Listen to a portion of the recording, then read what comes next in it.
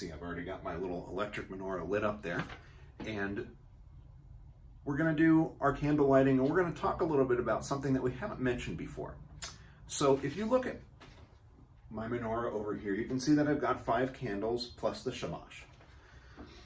There are, in the Talmud, a bunch of different traditions for how you do candle lighting, and the basic rule is just 1 candle. If you don't have enough candles, you can do 1.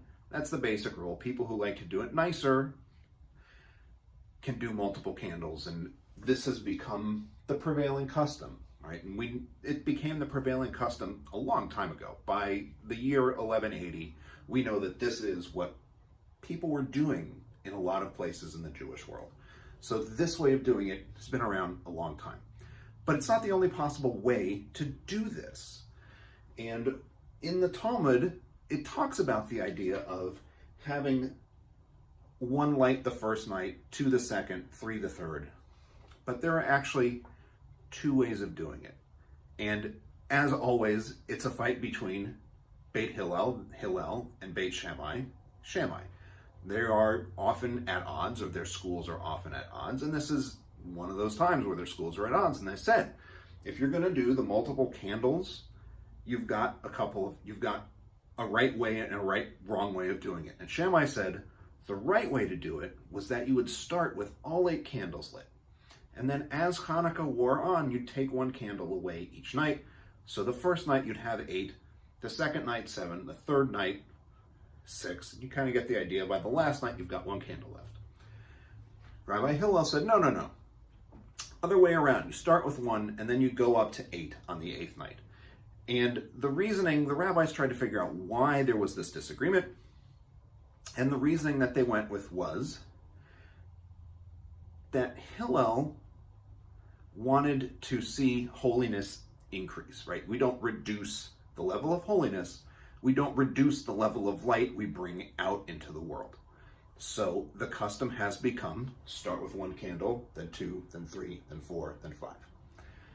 Some people also light the other way too. So you'll see some houses have both to recognize kind of contrary traditions within the broader course of Jewish history. I'm doing it just the one way because how many things do you really want to keep track of on Hanukkah? Particularly when you're doing live broadcasts every night.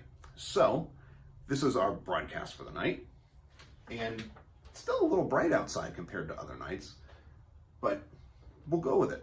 So tonight's the 5th night, and we have our dedication from Society for Humanistic Judaism, the Hanukkah candle lighting sheet, and the 5th night is dedicated to Chokhmah, wisdom and knowledge.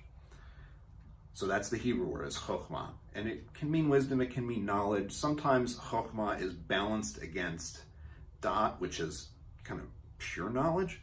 But this is Chokhmah as wisdom and knowledge together, kind of the idea of applied knowledge and applied wisdom. We light the 5th candle to remind us of Jewish dedication to learning in all its various forms. Proverbs says that wisdom is a tree of life to those who grasp her. Whoever holds fast to her will be made happy. And you may have heard those lines sung in Hebrew before, because tree of life is Eitz Chaim.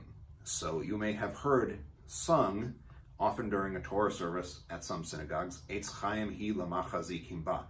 It's a tree of life to those who hold fast to it.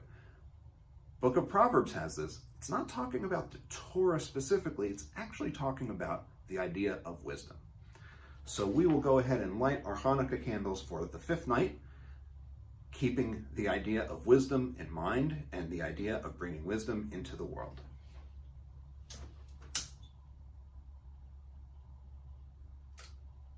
And remember, you add the new candles, you add the candles in from your right to your left, but you light them left to right. So you light the newest one first, and that's part of the idea of increasing holiness, as you light the newest one first.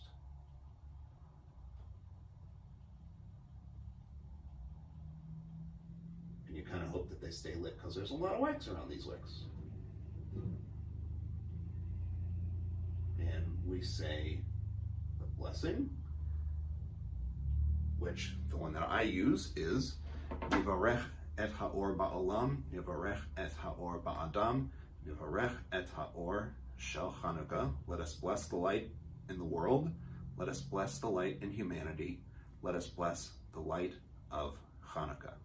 So I hope that you use wisdom to bring a little more light into the world this Hanukkah and always. And I hope I'll see you tomorrow.